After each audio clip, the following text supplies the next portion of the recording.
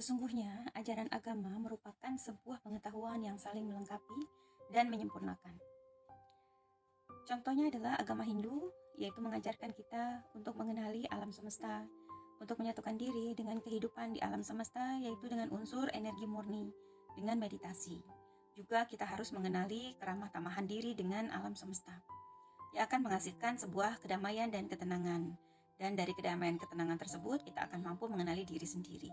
Begitu pula ajaran agama Buddha masih ada kedekatan dengan ajaran agama Hindu, dengan sistem meditasinya, dengan ajaran reinkarnasinya, dengan mengenali siklus kehidupan, maka kita akan mengenali bagaimana kita harus membawa diri kita di kehidupan saat ini. Juga dengan filsafatnya, juga dengan kehidupan mendalam tentang bagaimana manusia mengenal Tuhannya, mengenal lingkungan, dan kealamiahan. Kemudian ajaran agama Kristen yang sangat familiar adalah tentang salib dan Yesus. Yesus ini sebenarnya adalah Tuhan yang digambarkan sebagai bagaimana manusia mampu mengenali makna tentang salib, barulah ia mengenali tentang Yesus atau tentang Tuhan tersebut. Coba kita kaji lebih dalam tentang makna salibnya dulu. Salib adalah simbol yang mana di situ memiliki titik pusat, titik center atau titik keseimbangan. Dari arah atas menuju titik pusat itu adalah fisik tubuh manusia, anatomi tubuh manusia. Bagaimana manusia mampu menggunakan keseluruhan anggota tubuhnya untuk kemanfaatan hidup, bagaimana manusia mengenali dirinya dengan kemanfaatan yang maksimal. Kemudian dari titik pusat menuju titik kanan itu adalah capaian masa depan, perjalanan hidup ke masa depan. Masa depan manusia itu pasti memiliki cita-cita, memiliki target, dan memiliki akhir kesempurnaan diri. Harus bagaimana? Untuk menuju manusia mampu mengetahui tentang akhir kesempurnaan diri, hidup kita itu sesungguhnya akan berpulang kemana, dan hidup kita bermula dari mana, maka kita perlu tahu kajian evaluasi tentang masa lalu manusia, tentang siklus hidup sebelum kita sadar saat ini, yaitu dari titik tengah menuju arah kiri, yaitu bagaimana kita mengenal tentang kehidupan sebelumnya atau dari kita flashback ke belakang, alur mundur, yaitu dari bayi, dari janin di rahim ibu, kemudian bagaimana kehidupan di rahim, perkembangannya, bagaimana manusia itu semenjak detak jantung pertama kali atau ditiupkannya ruh, diberi ruh, tentang kejiwaan dan lain sebagainya.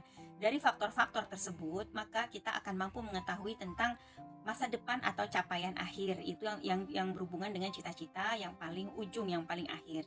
Nah, dari kesemua itu, apabila 3 unsur tersebut yaitu tubuh, masa depan dan masa lalu atau evaluasi mundur, maka kita akan mampu mengenali diri kita di kedalaman yang dinamakan penggalian diri, yaitu simbol dari titik pusat menuju ke bawah, yaitu penggalian diri kita sendiri. Nah, ketika keempat unsur tersebut kita mampu memahami dengan kesempurnaan, dengan selalu mengevaluasi hidup kita seumur hidupnya, maka kita akan dapat mampu menemukan bagaimanakah atau siapakah Tuhan dalam hidup manusia. Nah, itulah pembelajaran tentang sedikitnya ilmu tentang salib dan ketuhanan atau Tuhan yang akan ditemukan ketika kita mampu membongkar makna tentang salib tersebut. Nah, dengan agama Islam yaitu familiar Ka'bah. Ka'bah terbuat dari batu. Batu, coba kita telaah ke dalam dasar ajaran agamanya yaitu kitab suci Al-Quran. Batu di dalam Al-Quran ini memiliki nomor surat ke-15 yaitu surat Al-Hijr. Nah, surat Al-Hijr di sini jumlah ayatnya adalah 99. Apabila kita mencari rumusannya, maka nomor ditambah dengan ayatnya, yaitu 15 ditambah 99, menghasilkan angka 114. Surat ke-114 adalah surat An-Nas. Nah, manusia. Manusia digambarkan atau diartikan sebagai kepribadian yang utuh, jasmani dan ruhaninya. Artinya, Ka'bah merupakan simbol dari manusia itu sendiri, simbol dari diri kita sendiri. Nah, kenapa semua orang sholat menuju atau menghadap arah kiblatnya adalah Ka'bah? Artinya, sesungguhnya kita menghadap diri kita sendiri. Dimanapun wajah kita, di situ adalah kehidupan atau keberadaan Tuhan. Ka'bah terbuat dari batu yang artinya adalah manusia, maka di dalam Ka'bah ini berarti ada sesuatu yaitu ruang Ka'bah. Nah, ruang Ka'bah digambarkan atau menggambarkan kondisi dalam hidup manusia, yaitu manusia memiliki sebuah ruang yang harus selalu dijaga kebersihannya, yang harus dikosongkan. Jangan diisi oleh keinginan apalagi ambisi-ambisi kita.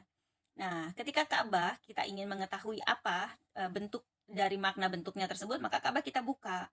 Ketika Ka'bah kita buka sisi-sisi kubusnya, maka terlihatlah sebagai bentuk salib terbalik. Nah, dari salib terbalik inilah, maka bisa ditarik benang merah seperti halnya pengetahuan tentang salib yang tadi diurai. Maka unsur yang paling dari atas menuju ke titik tengah itu adalah anatomi tubuh manusia seperti yang tadi. Nah, dari titik tengah ke kanan itu adalah capaian masa depan, bagaimana target manusia paling akhir. Kemudian dari titik tengah ke arah kiri adalah bagaimana manusia mampu mengevaluasi diri, yaitu alur mundur kehidupan. Kemudian dari titik tengah ke bawah adalah penggalian diri. Nah, sebenarnya di situ masih ada unsur kesamaan tapi sangat-sangat perlu membutuhkan kajian lebih dalam.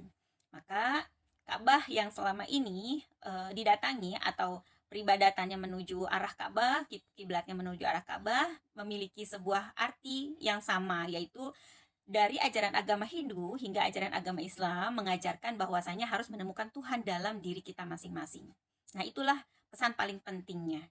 Nah, bagaimanakah caranya? Kalau dulu ajaran agama yang dulu itu alam semesta masih asri, kita masih bisa melakukan meditasi dimanapun, residu-residu tidak banyak.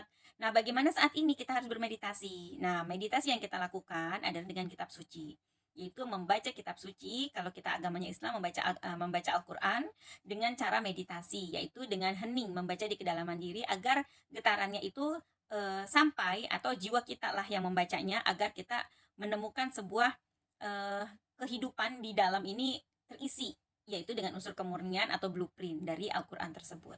Maka bisa disimpulkan, dari keseluruhan ajaran agama, sesungguhnya masih mengajarkan hal yang sama, menemukan Tuhan dalam diri manusia itu sendiri.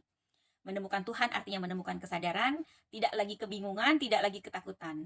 Kita akan menjadi diri yang damai, hidup kita akan senantiasa dipenuhi dengan pengetahuan. Nah, kurang lebih semua ajaran agama mengajarkan hal-hal yang baik. Maka kita harus mampu dengan sebenar-benarnya, dengan sesadar-sadarnya mengartikan kehidupan kita ini tidak lagi ada perbedaan dan kita hanya mengambil kebaikan dan kesempurnaan diri. Siapapun yang mampu mengambil manfaat, itulah hal yang paling luar biasa dalam hidup kita. Salam Rahayu.